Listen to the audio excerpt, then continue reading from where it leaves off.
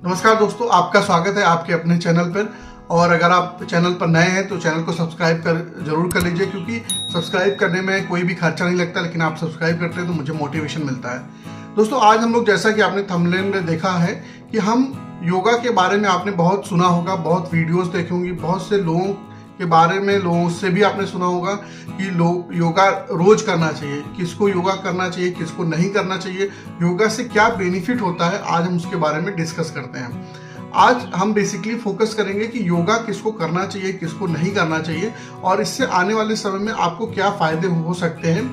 आज के भाग दौड़ के समय में क्या योगा जरूरी है, या हमको जिम जाना चाहिए, या जिम से हमको बेनिफिट मिलते हैं। तो इन सारी चीज़ों का आपको इस वीडियो में उत्तर जरूर मिलेगा। तो सबसे पहले मैं आपसे रिक्वेस्ट करूंगा कि अगर आप इस चैनल पर नए हैं तो इसको सब्सक्राइब जरूर कर लीजिए, क्योंकि सब्सक्राइब करने से मुझे मोटिवेशन मिलता है, जिससे मैं अगली और अच्छी वीडियो बना सकता हूं। तो आज हम लोग बात करते हैं कि योगा किस समय करना चाहिए। उसके पहले ये आता है कि क्या सबको योगा करना चाहिए। तो ये एक बहुत अहम सवाल है, और इसका जवाब है कि हाँ, सबको योगा करना चाहिए।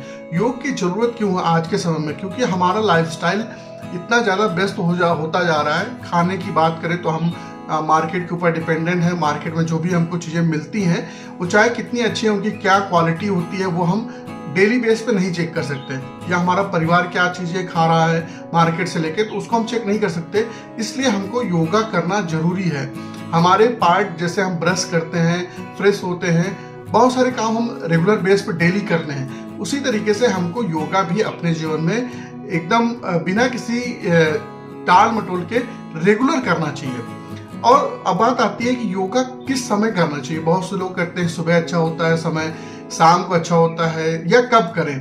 तो देखिए, वैसे तो बोला जाता है कि सुबह के समय ज़्यादा अच्छा होता है। सुबह का समय जो है सबसे उत्तम समय माना जाता है। सुबह वातावरण भी शांत होता है और प्रदूषण भी बहुत ज़्यादा नहीं होता है।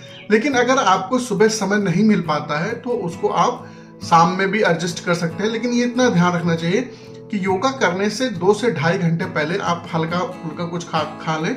जब भी योगा ध्यान प्राणायाम करें, बेसिकली योगा की अगर हम बात करें, तो आपका पेट खाली होना चाहिए। शुरुआत हमेशा, अब बात आती है कि शुरुआत कैसे करें, क्योंकि आपने बहुत सारी चीज़ें देखी होगी, बहुत सारे वीडियोस देखे होंगे। देखिए, हमको ये भी समझना जरूरी है कि हम सबका शरीर अलग अलग होता है, सबका बॉडी टाइप अलग अलग होता है। वात, पित्त और कफ, तीन चीज़ों से हमारा शरीर बनता है। तो वात, पित्त, बहुत सारे लोगों को उसका असर दिख जाता है। योगा एक एक्सरसाइज नहीं है, इसमें दोनों में आपको अंतर भी समझना पड़ेगा। योगा का मतलब ये होता है जोड़ना। इसका ये हमने अपने चैनल पर डिस्कस भी किया है कि योग मतलब जोड़ना होता है। तो जोड़ना क्या है? जैसे हमारे एग्जिस्टिंग के, हमारे अस्तित्व के कई स्तर होते हैं, 7 स्तर हैं।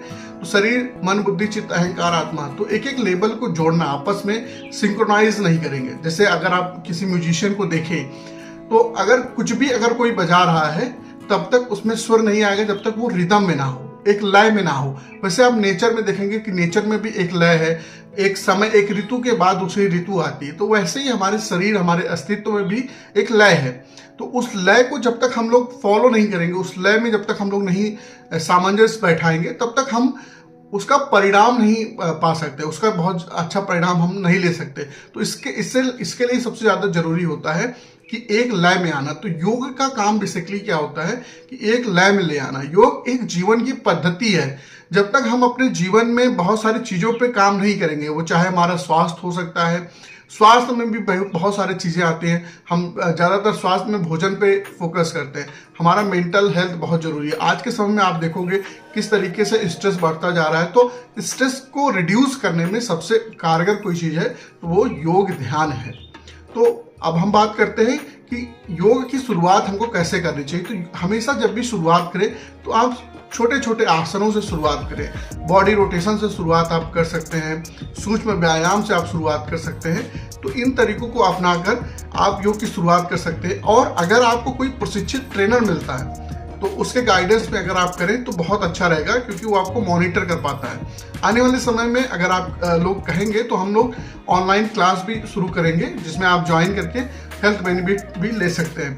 योग के बाद, अगर योग के बाद आप ध्यान करते हैं तो ध्यान और प्राणायाम करने से क्या होता है, हमारे अंदर की जो प्राण ऊर्जा होती है, प्राण ऊर्जा हमारे अंदर बढ़ती है और उसके भी बहुत सारे बेनिफिट होते हैं। उसका बेनिफिट सबसे ज़्यादा आपको फ़ायदा मिलेगा कि आपकी ऊर्जा का जो स्तर है वो बढ़ जाता है और आपको बहुत स्पिरिचुअल पाथ में हेल्प मिलती है कि आप और आसानी से जो चीज़ें आप पाना चाहते हैं वो जल्दी पा सकते हैं और आपको अच्छे लाभ और अनुभव भी होते हैं।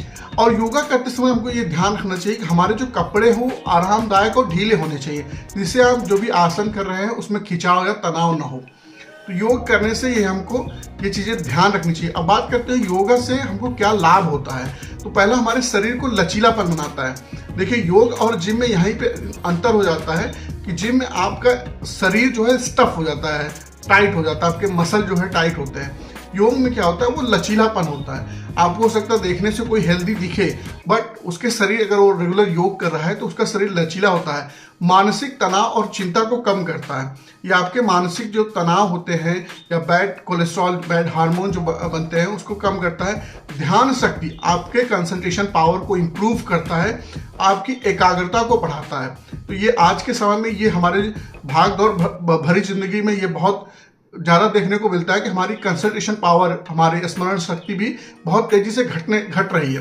तो योग अगर हम करते हैं, प्राणायाम, ध्यान करते हैं तो हमारा मेमोरी पावर बहुत तेज़ी से बूस्ट होता है। फिर हमारा पाचन शक्ति, आज के समय में मार्केट में बहुत सारे चीज़ें हम खाते हैं क्योंकि हमारी मजबूरी है कि बाहर निकलते हैं, काम में व्यस्त रहते हैं या बहुत सारे कार्यों से हम निकलते हैं बाहर, तो हमारे इम्यून सिस्टम पर भी उसका असर पड़ता है जो हम बाहर खाते हैं, तला भुना या जो भी फास्ट फूड। अगर हम योग, ध्यान, प्राणायाम करते हैं तो उससे हमारा इम्यून सिस्टम भी मजबूत होता है। और आज के समय में जो रिसर्च हो रही है वो बोलता है कि हमारा जो दिमाग है वो गट हेल्थ बोला जाता है। तो इस तरीके से हम अपने हेल्थ को और अच्छा इंप्रूव कर सकते हैं। योग करने से हमारी नींद की क्वालिटी में सुधार होता है, हमको अच्छी नींद आती है, साउंड स्लीप आती है। क्योंकि आज के समय में नींद, लोगों को स्लीप से संबंधित बहुत सारी समस्याएं, बहुत सारे चैलेंज हो रहे हैं, लोग उसकी मेडिसिन भी ले रहे हैं, उसमें भी फ़ायदा नहीं होता। लेकिन अगर आप योग, ध्यान, प्राणायाम में आते हैं और रेगुलर प्रैक्टिस करते हैं तो आप बहुत जल्दी इसका रिजल्ट आपको देखने को मिलता है। हमारे जो हार्ट है, हमारा हृदय जो है उसकी हेल्थ को बहुत अच्छा करता है, हमारे आत्मविश्वास को और आत्म संतुलन को अच्छा बूस्ट देता है। योग अगर हम करते हैं हमारा आत्मविश्वास बढ़ता है, हमारा आत्म संतुलन बढ़ता है। योग करना क्यों जरूरी है? आज की भागदौड़ भरी जिंदगी में हमको मानसिक शांति की जरूरत है। योग हमारे शारीरिक, मानसिक और आध्यात्म में संतुलन को बेहतर करता है। तनाव, हाई बीपी, मोटापा, अन्य तरीके की बीमारियों में बहुत हेल्प करता है। यह एक प्राचीन और भारतीय विज्ञान है जिससे हम बहुत सारे लाभ ले सकते हैं जो आज के समय में भी प्रासंगिक है। योग करने से हमको आत्म जागरूकता मिलती है। योग आत्म जागरूकता के साथ साथ हमको सकारात्मकता, हमारे अंदर पॉजिटिविटी आती है, जिसके कारण से हम बहुत सारे लाभ अपने पर्सनल और प्रोफेशनल लाइफ में ले सकते हैं। अच्छा, योग किसको नहीं करना चाहिए इस पर भी हमको ध्यान देना चाहिए। जिनकी हाल में सर्जरी हुई है, जिनका ऑपरेशन हुआ है, उनको योग नहीं करना चाहिए। गर्भवती महिलाएं, कुछ विशेष कारण जिनके साथ होते हैं, उनको आसनों से बचना चाहिए या वो किसी प्रॉपर इंस्ट्रक्शन के साथ में योग करें। High BP, hernia, slip disc आदि के जो समस्या से पीड़ित हैं उनको थोड़ा सा बचना चाहिए या उनको बहुत आराम वाले आसन करना चाहिए। जो लोग बहुत ज़्यादा थकावट या बुखार में हों उनको योग नहीं करना चाहिए। हाई पेशेंट्स, हार्ट पेशेंट को योग नहीं करना चाहिए, उनको थोड़ा सा बचना चाहिए। शुरुआत में किसी दर्द या असहजता महसूस हो तो तुरंत रुकें और जो एक्सपर्ट हों, जिनसे आप सीख रहे हैं, उनसे संपर्क करें, इनके बारे में आप सलाह लें। तो अगर आपको ये वीडियो पसंद आया हो और आपने यहाँ तक देखा है तो आप इस चैनल को जरूर सब्सक्राइब करिए और हमें सपोर्ट करिए। बहुत बहुत धन्यवाद।